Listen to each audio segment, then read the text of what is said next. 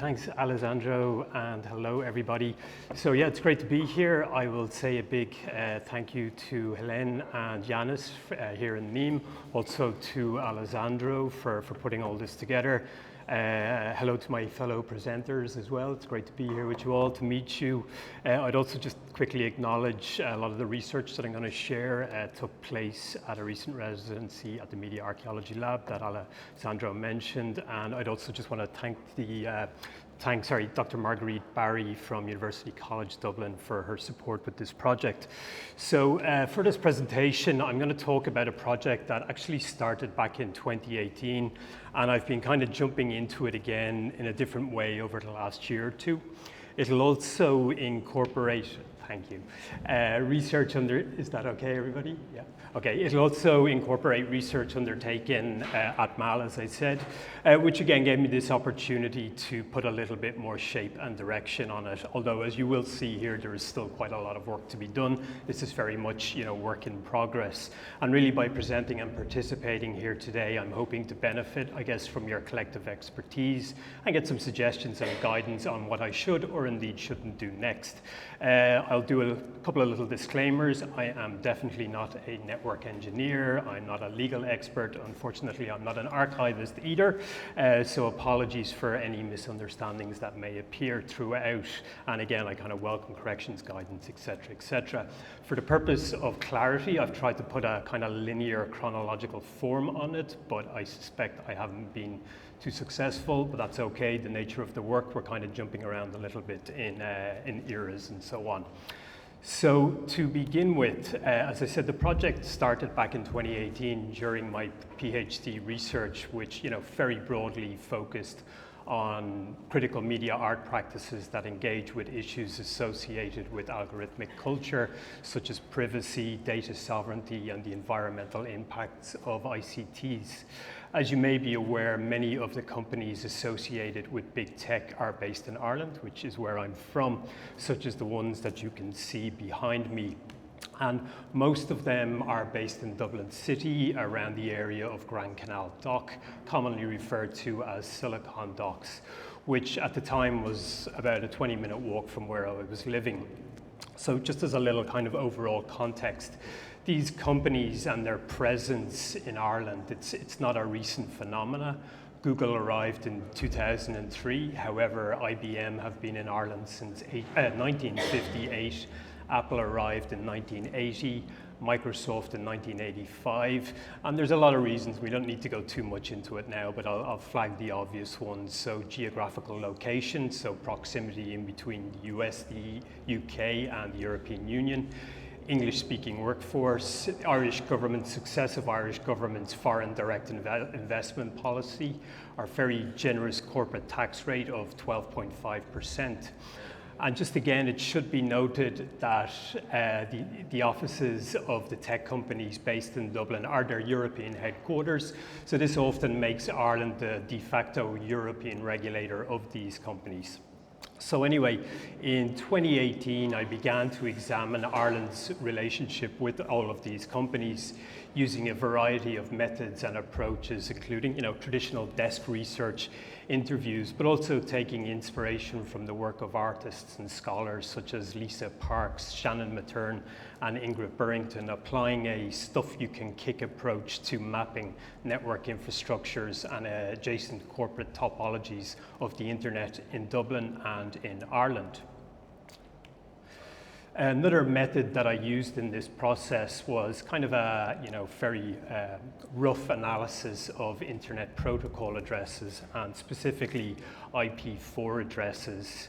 So I'm sure a lot of the audience here are probably familiar with IP addresses to some extent, but I'll just outline them now to give a little bit of detail, more as a way of showing how the research has evolved and also an opportunity to kind of pull in related issues. So an internet protocol address is really just a series of numbers to denote individual machines and networks.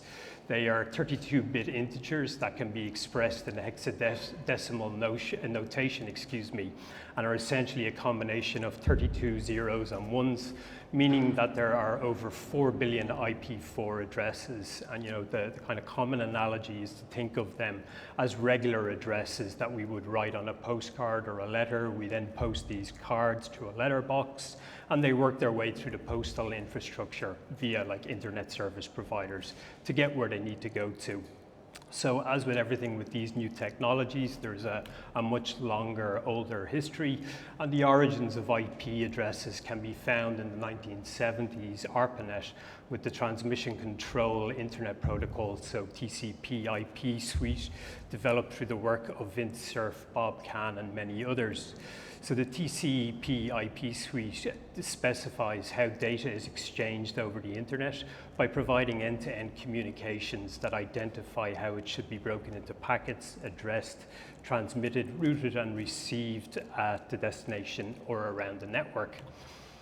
The very first formal standard or public version of IP was version 4, so IPv4, which was brought about in 1980 and was first defined in RFC 760. Again, I'm sure a lot of the audience is familiar with what an RFC is, but just for the benefit of the overall presentation. So RFC stands for a request for comments, and it's basically a publication in a series from the principal technical development and standard setting bodies for the internet, such as the Internet Engineering Task Force. RFCs are created by individuals or groups of engineers and computer scientists, and they really document methods and research and different innovations related to the working of the internet and any kind of internet connected systems and processes.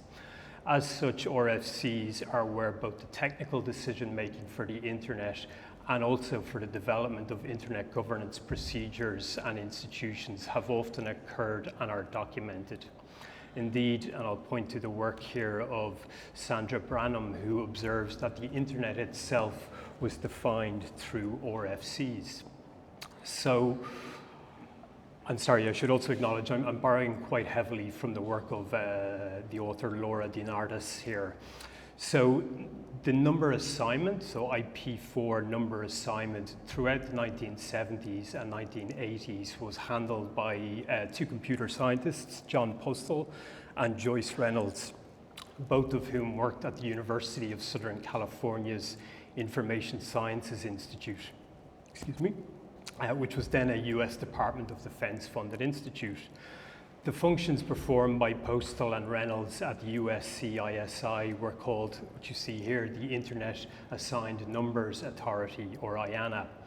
And basically, it was a very kind of haphazard way of doing it in the early days. Institutions freely obtained addresses on a as-requested basis, so in a very kind of ad hoc manner. Obviously, as the internet expanded in the late 1980s, the responsibility for number assignment shifted to, and I'm quoting DiNardis here, a more formal government-funded structure, which was the Defense Data Network Information Center, so DDN-NIC. So while DDN-NIC distributed addresses, IANA was still responsible for their allocation. So the DDN-NIC would later evolve into Internic and then later into the American Registry for Internet Numbers, or ARIN as it's called, which I'll mention again in a moment. But also in 1998, we also have the establishment of what you see here, which is ICANN. So this is the Internet Corporation for Assigned Names and Numbers. So to the best of my understanding, and it'd be kind of difficult for the layperson to parse the different bureaucratic structures within all of this, but IANA functions include the management of protocol parameters, internet number resources, and domain names, while ICANN performs these functions on behalf of the global internet community, or so they say. Anyway. So just kind of jumping into timelines again, so still in the 1990s, there were kind of wide concerns surrounding, and I'll quote DiNardis again, the asymmetrical geographical distribution of addresses, which were acknowledged here in RFC 1466, excuse me, which states the major reason to distribute the registration function is that the internet serves a more diverse global population than it did at its inception. This means that registries which are located, I thought that was me, are located in the, stop talking.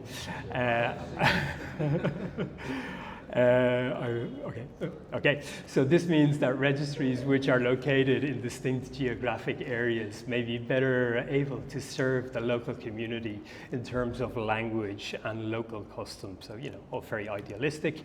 And as a result of that, the Internet Assigned Numbers Authority, or ICANN, began to allocate to regional internet registries, leading to a supposedly more distributed internet registry system, though still under IANA with overall centralized address delegation responsibility. And you can see the breakdown here. You've got AFRINIC, which is responsible for the African region, APNIC, Asia Pacific, ARIN, which I've mentioned already, is Canada, the United States, and some Caribbean islands, LACNIC, which is Latin America and other Caribbean islands, and then, I'm never too sure, RIPE or RIPE NCC, which is Europe, the Middle East, and Central Asia.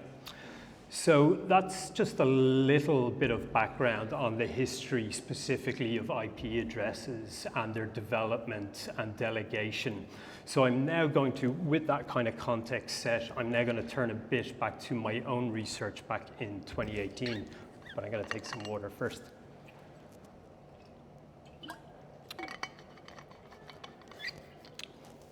So when I was doing my research in Dublin and in Ireland, kind of like bumbling and fumbling my way through internet infrastructure, both corporate and physical and so on, I had two questions that I was trying to figure out, and kind of straightforward, simple but complicated questions, and that was how many internet protocol addresses, so specifically again IP4, are registered to Ireland, and who are they registered to? And I wasn't even sure if that made sense as question, is that a valid question? But away I went.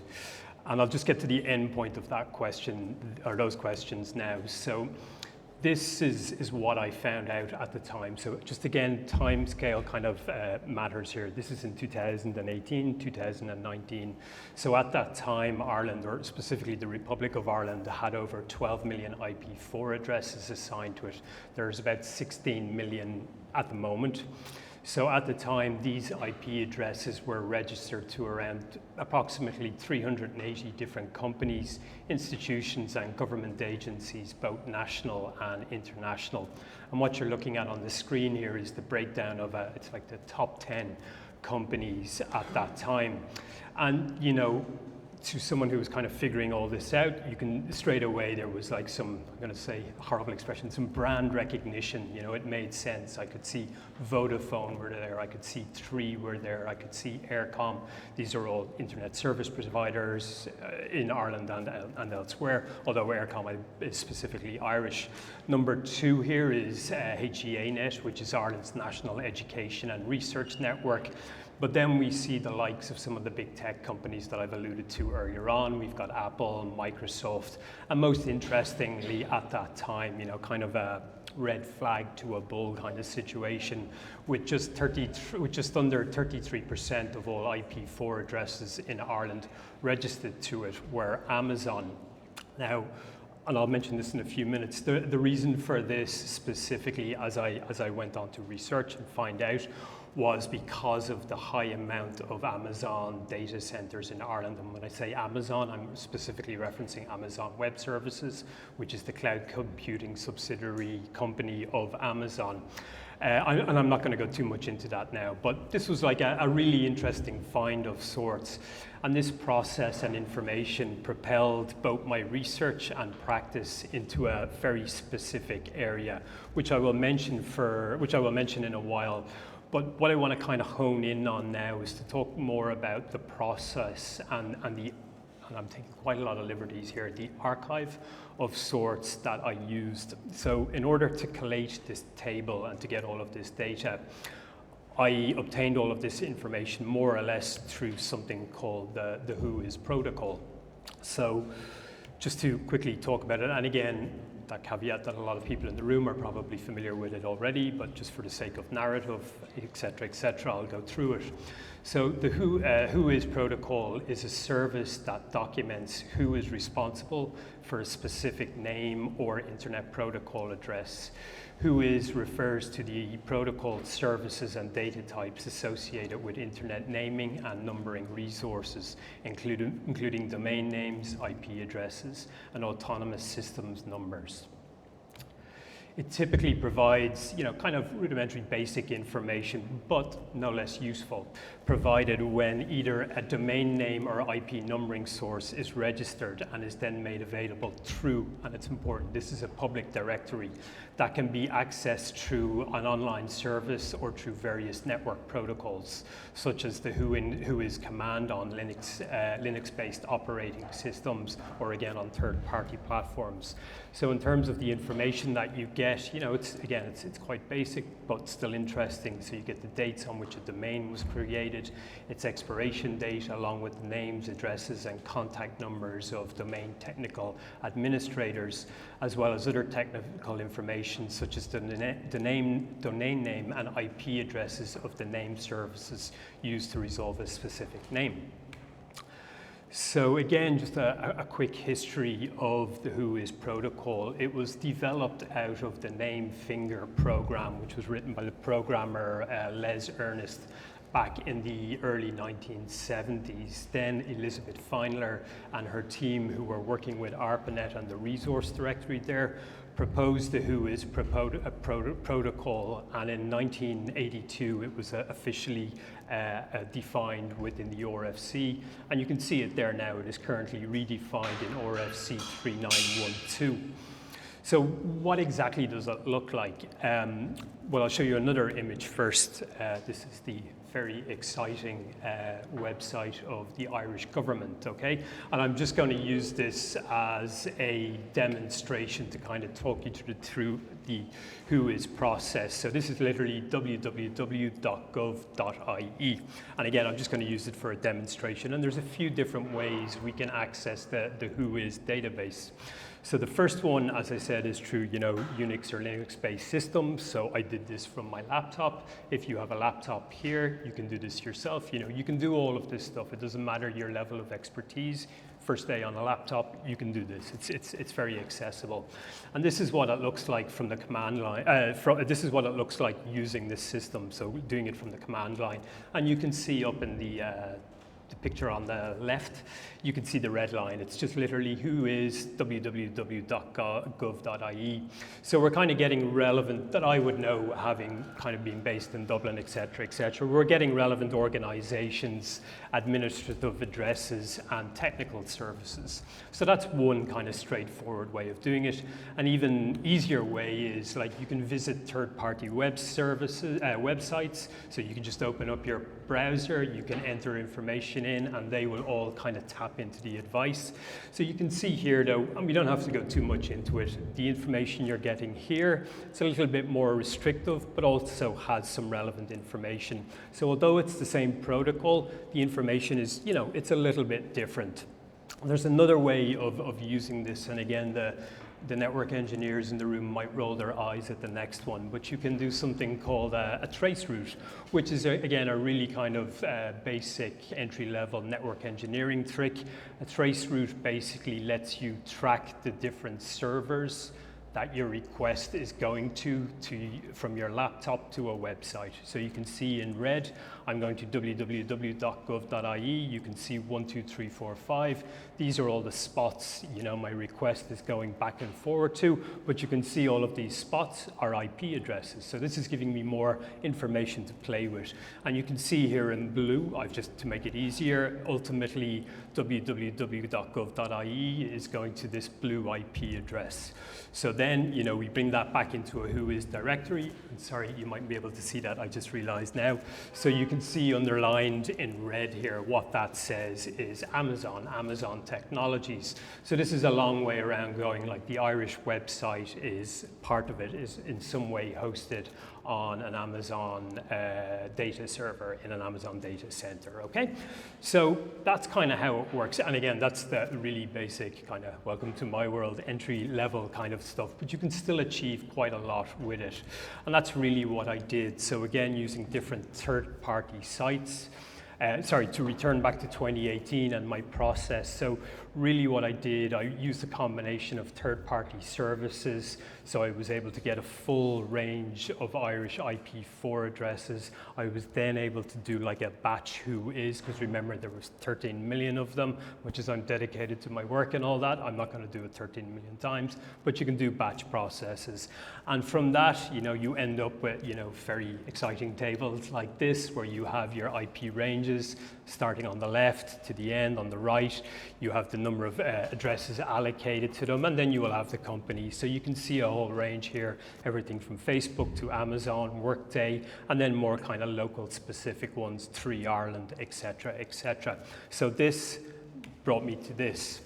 And from this research, I developed, a series of artifacts and interventions over the next few years, including the Dublin Infrastructure Tour, which was pretty much what it does on the tin, would bring around guests all around Dublin and kind of share the research with them, bring them to Grand Canal Dock, visit Amazon data centers because Amazon didn't want us to, all this kind of stuff. So did that for 5 years. Another project, WhoIs Ireland, like really calling it what it is. So an installation piece that would go through these 13 million addresses, randomly select one and match it up with its corresponding company.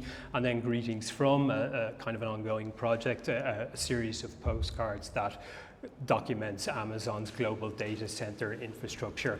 And I also kind of went in, I'm a practice-based researcher, so I kind of do practice, but I do, I suppose, more, if I can say, traditional I can't even say the word, research. So I've also kind of written around a lot of this kind of material as well. So I guess what I'm really doing here is just kind of highlighting the potential richness of data available through these IP addresses, both in terms of practice and research, etc.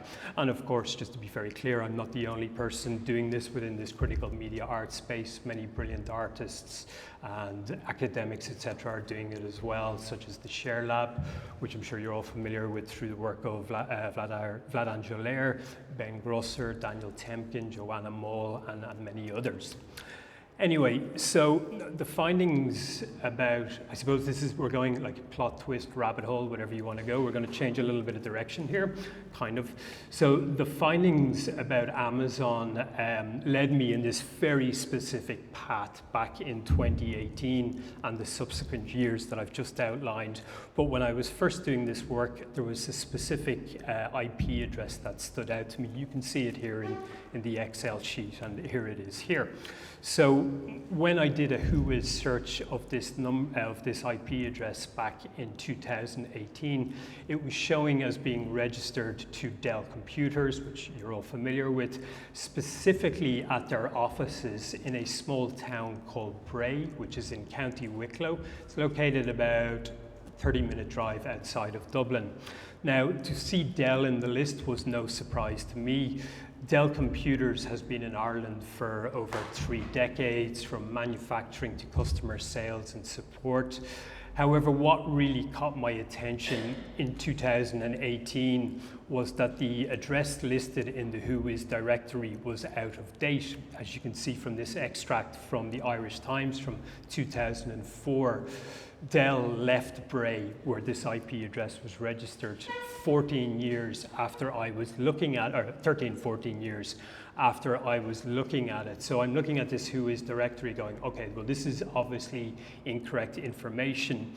And another reason, I suppose, let's be honest, the main reason that this stood out is Bray, County Wicklow is actually my hometown. It's where I grew up, it's where my family are, and even more quirky, I actually worked for Dell Computers 21 years ago for approximately 10 days, and I'm not going to get into that now.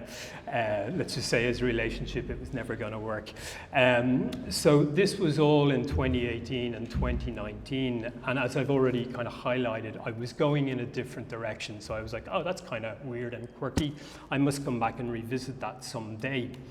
So I did. I went back about 2-3 years ago approximately, and the first thing I did was I got my Dell IP address, and of course the very first thing that I did was put it into the WhoIs directory.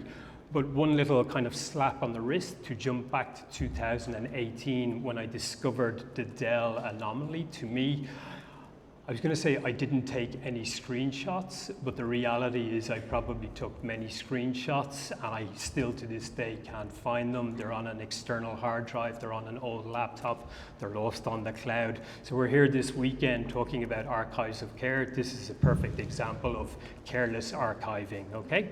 So anyway, when I put this IP address in 2022, thereabouts, to see what it came, instead of bringing me back to Dell computers, it was giving me this information here. Sorry, and the image quality is not very clear, but it's basically now registered to this company called SAP or SAP, which is a well-known, well-established German multinational software company based in Waldorf in Baden-Württemberg in Germany. So at the time, this kind of confused me no end. You know, I was beginning to doubt that I had the right IP address, but as I'm sure you all know, if you kind of work in this, you know, it's kind of hard to make a mistake when you're just downloading like CSV files. You know, it's not like I'm playing with the numbers or anything like that. So it was really kind of confusing to me as well, but I still, because I hadn't archived it properly, I didn't have any proof. So this kind of led me on a, I'm going to just call it, it became a little bit of a gentle obsession, if I can call it it. And it was like, where is my ghost IP address? What's going on here? And you know, really all I was trying to do was to find evidence that this IP address had been registered to Dell computers in my hometown. Excuse me, actually I'll take some water.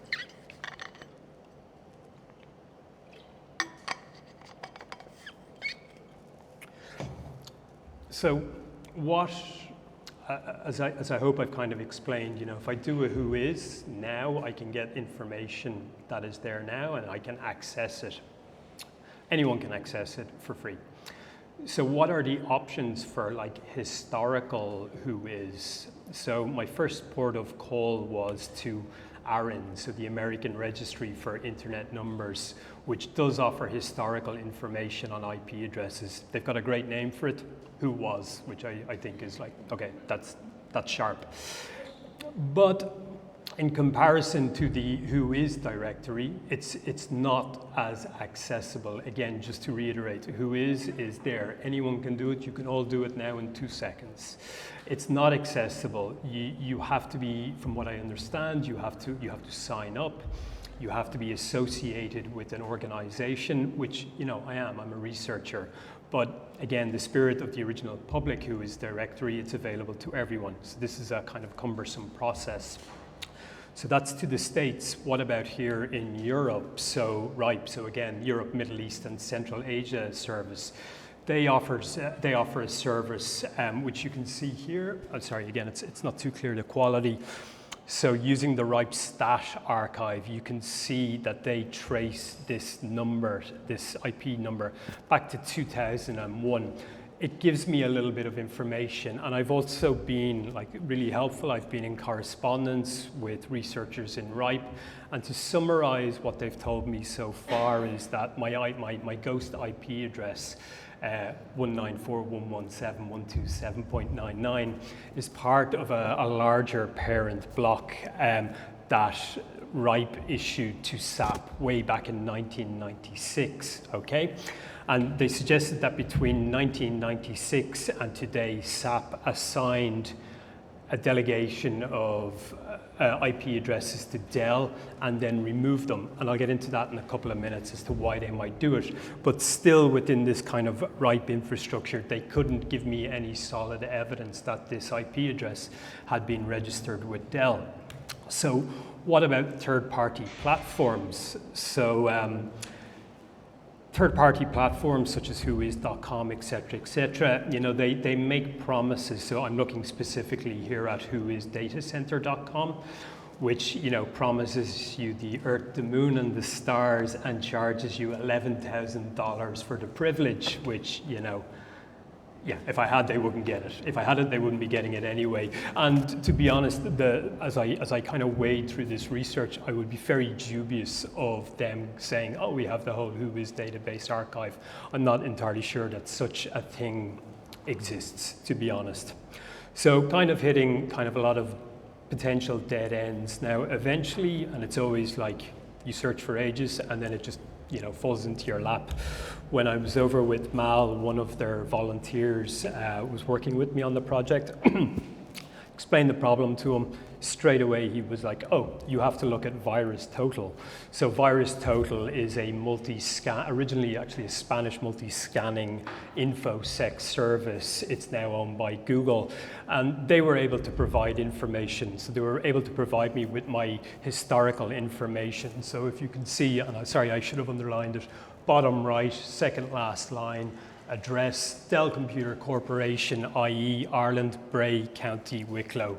So jackpot, my work here is done, mic drop, I was delighted with myself. And as a bit of extra bonus material, they also supplied me with an archive of IP addresses from Ireland that dates back to 2009, or maybe even earlier. There's about 1 million of them, so 8 years later, remember there was 12 times that amount. 14 years later, there is 16 times that amount.